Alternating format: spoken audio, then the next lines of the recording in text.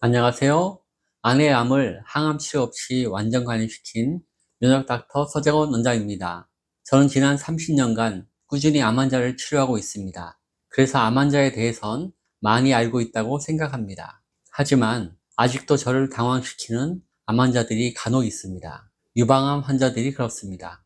유방암은 여성암 중 1위를 차지할 정도로 그 수가 많습니다. 다행인 것은 모든 암 중 가장 진단과 치료 방법이 체계적으로 갖춰져 10년 이상 생존하는 분들이 거의 90%에 달합니다. 유방암은 본인이 자신의 유방을 만져서 몽울이 만져지면 진단을 받기에 대부분 일찍 발견됩니다. 1기와 2기 유방암 환자의 10년 생존율은 95%와 93%입니다. 이건 통계의 평균값이니 유방암은 기본적으로 10년은 거뜬히 산다는 것을 알 수 있습니다. 그래서 다른 암과 달리 유방암 환자들은 별 두려움 없이 병원의 표준 치료를 받으실 것 같죠? 하지만 실상은 다릅니다. 저의 진료실에 혼자 상담받으러 오시는 분들 중엔 간혹 저를 놀래키는 분들이 계십니다. 유방암 사이즈가 커져서 직경이 5cm가 넘는 상태로 처음 병원에 오시는 분들이 계십니다.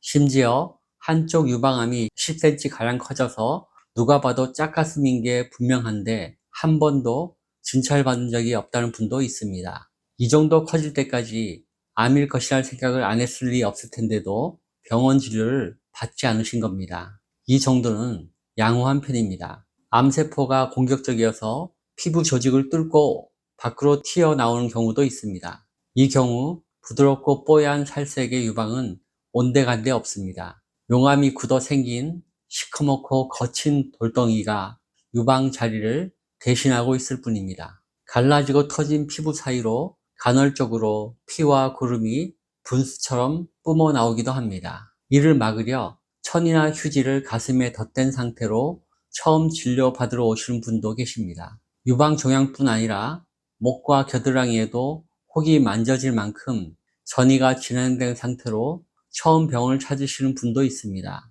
이 경우엔 대체로 목을 가리고 오십니다. 가장 심한 경우는 암이 신경까지 침범해 통증이 있는데도 불구하고 참다가 더 견딜 수 없어서 오는 경우입니다. 이런 상태가 된 후에야 대학병원 대신 저의 작은 진료실로 생전 처음 진료받으러 오신 겁니다. 이처럼 뒤늦게야 병원을 찾으시는 분들은 대부분 배우자나 가족이 없이 혼자 지내시는 분인 경우가 많습니다. 암이 피부를 뚫고 나오면 진물과 피가 흐르고 고약한 냄새가 나기에 옆에 사람이 있다면 알아차리기 마련입니다. 가족이 함께 살고 있다면 이렇게 심한 상태가 될 때까지 방치되기는 어렵겠죠. 그래서 저는 이분이 얼마나 마음고생이 심했을까 하는 마음에 더 편하게 대하려 노력합니다.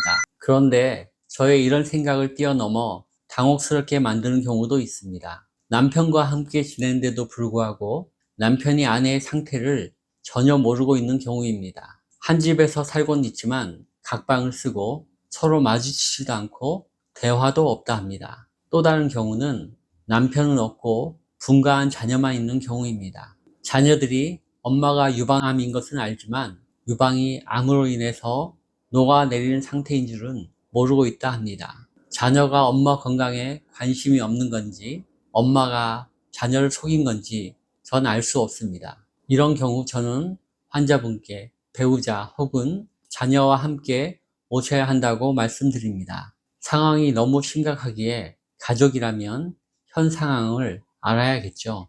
이렇게 심한 상태로 혼자서 오신 암 환자를 어떻게 대해야 할까요? 최대한 침착하게, 친절하게 진료에 집중하지만 진료가 끝나고 나면 여러 생각이 들기 마련입니다. 왜 유방암 환자 중엔 자신의 암을 가족에게까지 감추는 경우가 많을까? 암이란 확진을 받는 게 두려운 걸까?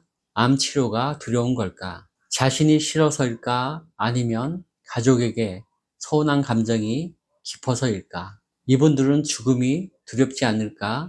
반대로 너무 두려워서 회피하시는 걸까? 사실 진료 현장에서 환자의 심리 상태에 대해서 깊이 대화를 하기는 어렵습니다. 우연히 말기 유방암 환자로 혼자 오셨던 네 분에게 직접 사연을 들을 기회가 있었습니다. 모두 외로운 분이셨습니다. 첫 번째 분은 유방에 멍울이 만져지고 커지고 있다는 것을 알면서도 병원에 가는 게 막연히 두려웠다 합니다. 그래서 아무에게도 알리지 않았고 진단과 치료를 미루셨다 합니다. 암이 너무 커지고 피부를 뚫고 나올 때도 겁은 났지만 참았다 합니다.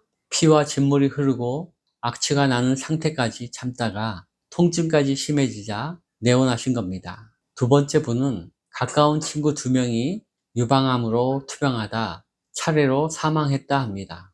표준 치료에 대한 두려움 때문에 자신이 유방암에 걸린 걸 밝힐 자신이 없었다 합니다. 세 번째 분은 아버지의 폐암과 2분 이모님의 유방암 투병 과정을 간접적으로 경험한 젊은 분이셨습니다.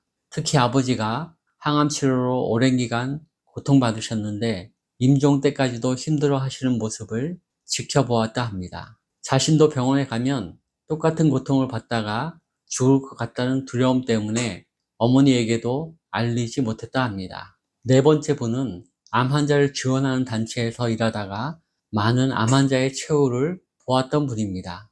유방암에 걸리면 고생만 하다가 결국은 죽는구나 하는 무의식적 공포가 내재되었을 만합니다. 이분도 병원의 표준치료를 신뢰하지 않았습니다. 네 분 모두 두려움이 이성을 마비시켜서 생긴 불행한 경우라고 저는 생각합니다. 일찍 진단받고 덜 고통스러운 치료 방법을 찾았으면 좋았을 텐데 하는 아쉬움이 저에겐 있습니다. 이분들의 또 다른 공통점은 외로움이었습니다. 사람을 만나고 직장과 사회생활도 하지만 자신의 문제를 의논할 사람이 주변에 한 명도 없었습니다. 저의 마음을 가장 아프게 하는 부분이 바로 이것입니다. 암 진단을 받으면 당사자는 정신이 없을 수 있습니다. 그러니 주변에 있는 가족이 도와야 합니다. 그런데 가족에게조차 알리지 못하는 처절한 고독과 외로움이 자살 같은 죽음에 이르게 한 것이란 생각합니다. 저는 암을 치료하는 데 있어서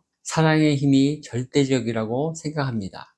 특히 가족의 사랑이 중요합니다. 과학이 발전하면서 의술은 비약적으로 발전하고 있습니다. 암 치료 기술도 마찬가지입니다. 하지만 아무리 과학과 기술이 발전해도 이것만으론 암이 극복되지 않습니다. 치료가 아무리 훌륭해도 사람의 몸 안에서 치유 과정이 일어나지 않으면 모두 무용지물입니다.